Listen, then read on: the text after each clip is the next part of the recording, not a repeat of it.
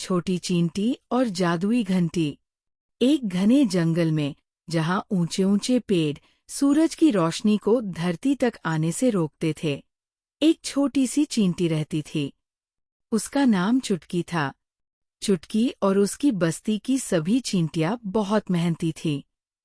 वे सुबह से शाम तक खाना इकट्ठा करतीं और अपने घर को मजबूत बनातीं।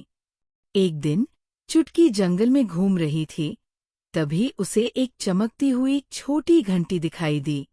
ये घंटी एक पेड़ की जड़ के पास पड़ी थी और उसमें से मधुर आवाज आ रही थी। चुटकी ने पहले कभी ऐसी चीज नहीं देखी थी। वह घंटी को उठाकर अपनी बस्ती में ले गई।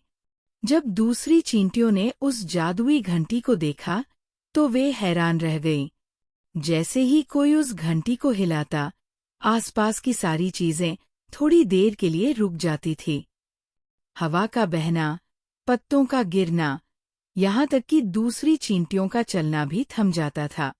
शुरू में सभी चींटियां इस जादुई घंटी से बहुत खुश हुईं। वे घंटी बजाकर खेलती और रुके हुए समय का आनंद लेती। लेकिन धीरे धीरे उन्हें एहसास हुआ कि जब सब कुछ रुक जाता है, तो वे अपना काम भी नहीं कर पाती। खाना इकट्ठा करना मुश्किल हो गया और घर बनाने का काम भी रुक गया। एक दिन चुटकी ने अपनी रानी चींटी से कहा, रानी माँ, ये जादुई घंटी मजेदार तो है, लेकिन इसकी वजह से हम अपना काम नहीं कर पा रहे हैं। क्या ये अच्छा होगा कि हम इसे वापस वहीं रख दें जहां से ये मिली थी? रानी चींटी ने चुटकी की बात सुनी और समझदारी से कहा, चुटकी, तुम सच कह रही हो। हर चीज का अपना समय होता है, खेलने का समय और काम करने का समय। अगर हम हमेशा रुके हुए समय में रहेंगे, तो हम कभी आगे नहीं बढ़ पाएंगे। अगले दिन चुटकी और कुछ और चींटियां उस जादुई घंटी को वापस उसी पेड़ की जड़ के पास रख आईं।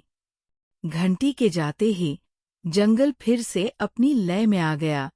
हवा बहने लगी, पत्ते गिरने लगे और चींटियां फिर से मिलकर काम करने लगी।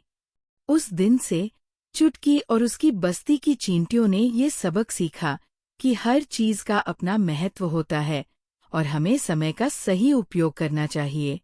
खेल और आराम जरूरी है, लेकिन काम और जिम्मेदारी भी उतनी ही महत्वपूर्ण है।